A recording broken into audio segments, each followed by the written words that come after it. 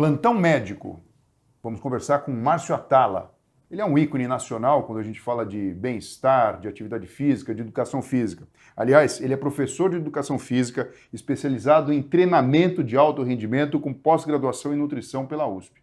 E o nosso bate-papo aqui hoje vai muito além da própria atividade física, vai sobre estilo de vida e como adotar hábitos mais saudáveis para garantir uma vida mais plena e uma vida melhor. Márcio, muito obrigado pela sua participação. Fernando, obrigado pelo convite, é um prazer estar aqui para a gente falar um pouquinho de estilo de vida e tentar sempre ajudar as pessoas. Márcio, a gente já sabe que é importantíssimo fazer atividade física, independente da faixa etária, independente do gênero, né? Movimentar o corpo é estar saudável, é estar conectado com o planeta. Isso é um fato, mas eu quero te fazer uma pergunta bem específica. No seu entendimento, é melhor uma pessoa que agora, nesse momento, ou pelo menos por enquanto, está com sobrepeso, está gordinho, mas está fazendo atividade física, ou uma pessoa que está ali dentro do seu índice de massa corpórea, tudo bonitinho, mas é totalmente sedentária?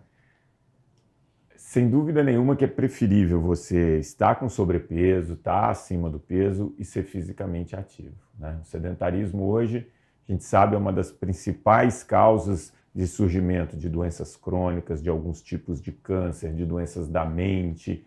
Então, é muito importante que a gente se mantenha fisicamente ativo. E por quê? Durante toda a evolução da espécie, né, você não teve quem sobreviveu sem movimento. O homem tinha que se movimentar muito, tinha que lutar, tinha que caçar, e só quem era apto ao movimento conseguia procriar.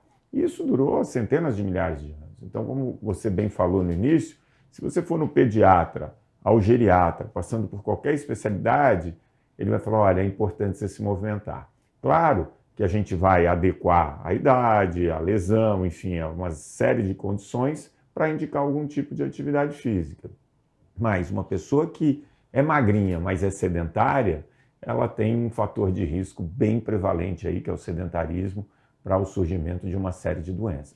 Agora sim, tem um relatório da OMS circulando por aí que diz que até 2035, metade da população vai estar com um peso além do normal. Exato. Você atribui isso à falta de exercício físico, de prática de atividade física regular?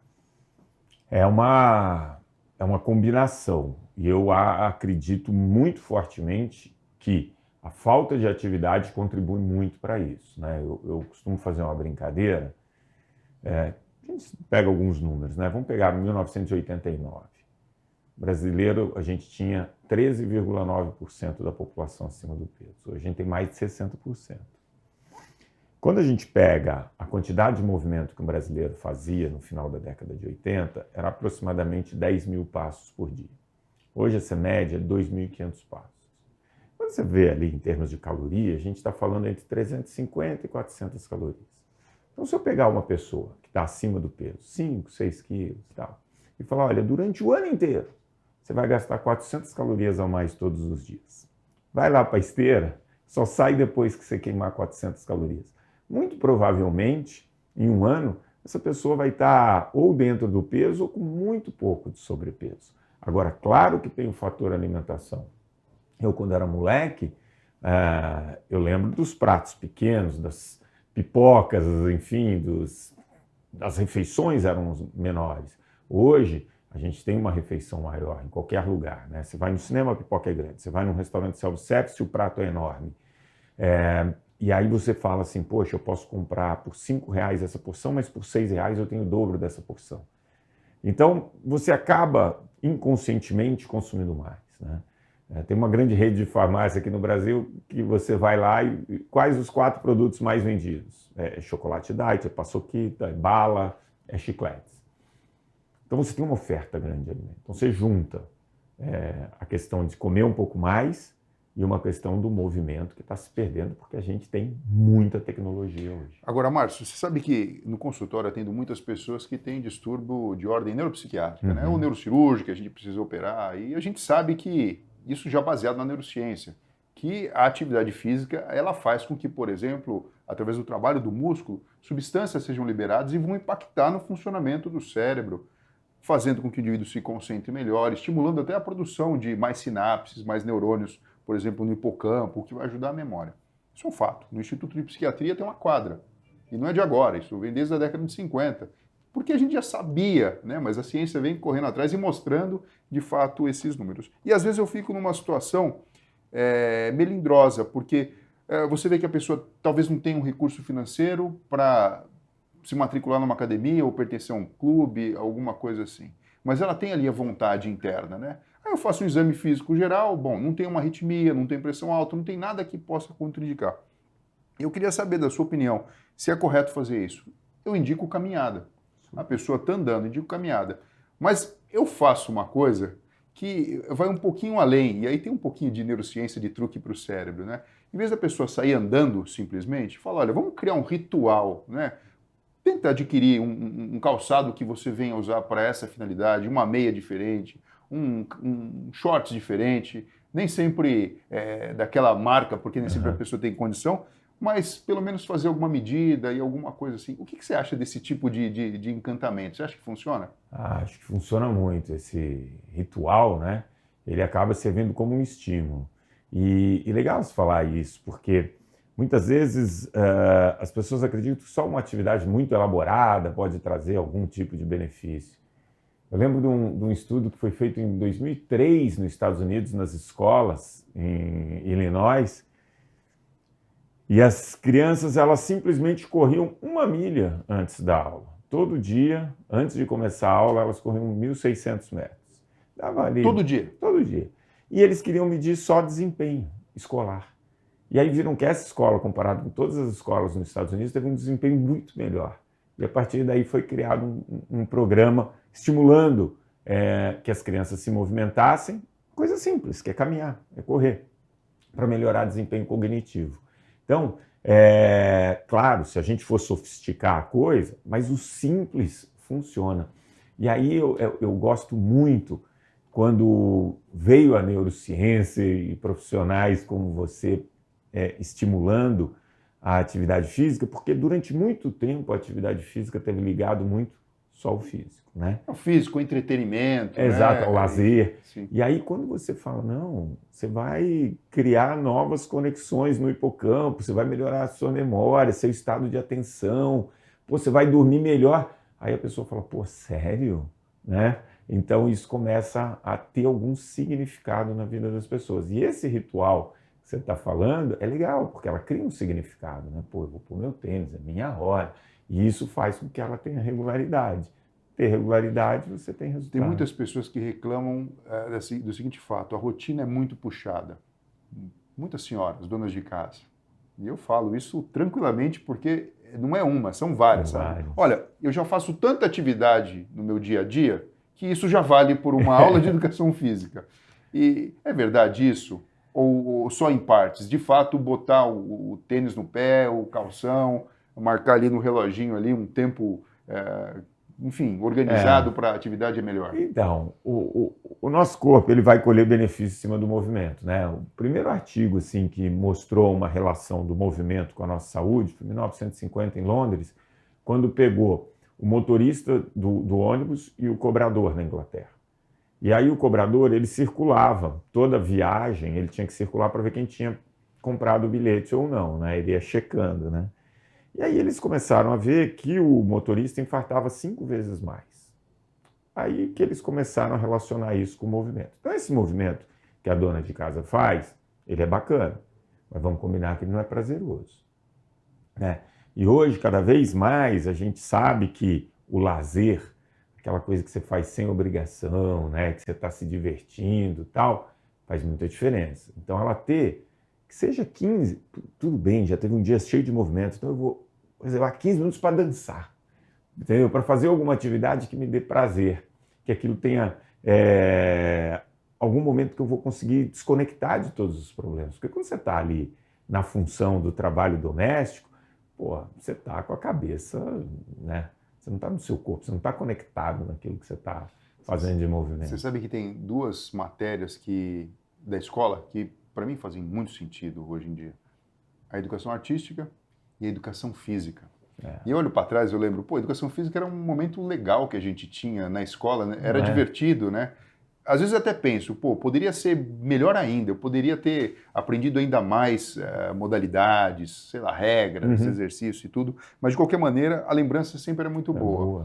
Não tinha uma nota, tinha só um conceito, via de regra é isso, né? Era verdade. E parece que todo mundo de fato se dava bem. Aí o tempo passa, a gente já tinha ali meio que na grade esse conceito, né, de ter um pouquinho reservado durante o dia para a prática de atividade física. Aí algumas pessoas continuam, como você falou, principalmente pensando na questão estética, né? Legal, tá forte, a menina é legal, tá com aquele corpo bonito, durinho e tudo, mas uma grande maioria deixa para trás.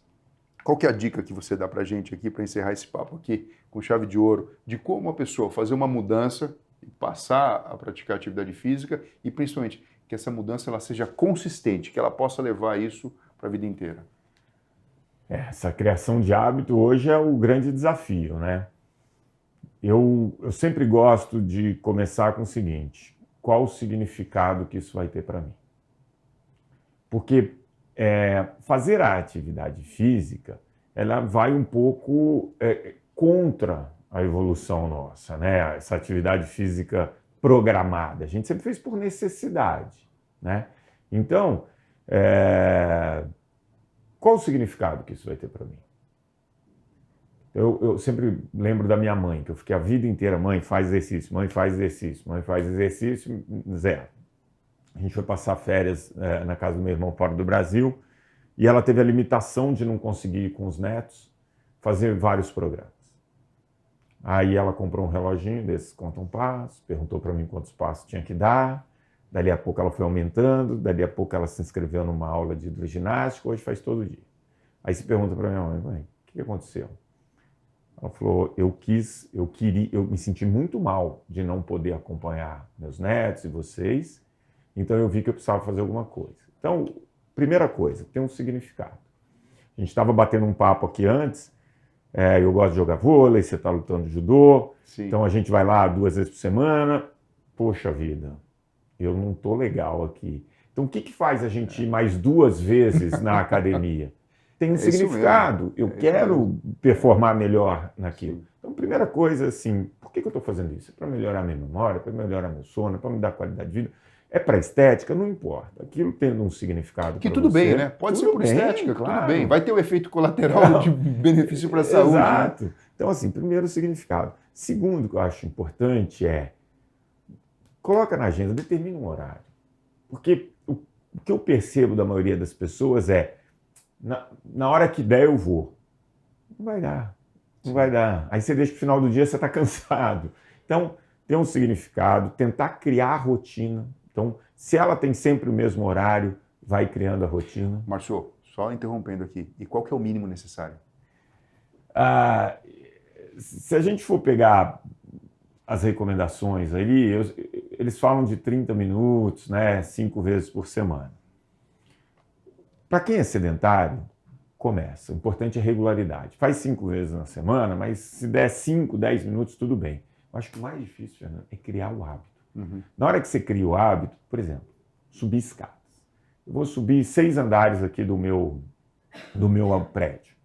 Primeiro dia você subiu, 3, 4 minutos. Pô, isso não é nada, mas cansou. Daqui uma semana, o nosso corpo é danado.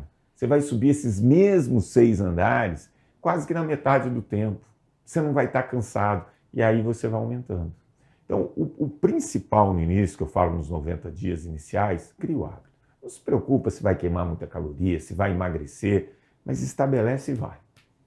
E aí, à medida que você vai repetindo, seu corpo condiciona, não tem jeito. E aí você vai tendo ganho de autoestima, você vai tendo tantos ganhos ali, que aí aos poucos você vai incorporando. Tem várias dicas, né? Por exemplo, você incluir alguém nesse projeto, isso funciona bem. Para mim, assim, é o que eu falo, eu sempre busco um significado, né? E ele foi mudando ao longo da vida. Então teve um momento que era estético mesmo, né? Tem um momento que é a competição, e aí vai. E aí tem um momento da saúde, mas você pode ter certeza, independente do significado, faz muito bem. Eu acho que é mais ou menos assim, né? Que nem na escola, na grade da escola, tinha um pedacinho ali para educação física, manter isso, né? Isso, independente do que venha acontecer. E você sabe que é engraçado? Eu fiz um documentário em 2019 e eu viajei vários países no mundo assim, para ver essa questão do movimento. E aí, 3 países me chamaram a atenção.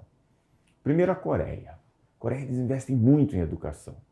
Então, entre uma aula e outra, você não pode pegar o celular e você tem que ficar pelo menos 5 minutos em pé. Só de ficar em pé já muda tudo, né? Pé. Então, você não pode usar celular. E aí você vai acumulando esse movimento, a criança passa 6, 7 horas ali, quando você vê, minimamente ela já fez movimento. E eles sempre reservam um tempinho para atividade física. Finlândia, que é um modelo de educação que todo mundo hoje quer copiar, é impressionante. Você entra lá, você fala, meu, isso é pegadinha, eles estão fazendo isso porque sabem que eu vim gravar. Mas as crianças sentadas numa bola, a professora às vezes tem uma bolinha pequena na mão, e aí ela vai fazer uma pergunta para o aluno, ela joga a bola, o aluno tem que segurar, então ele tem que estar prestando atenção. Então, assim, é uma dinâmica com muito movimento na aula.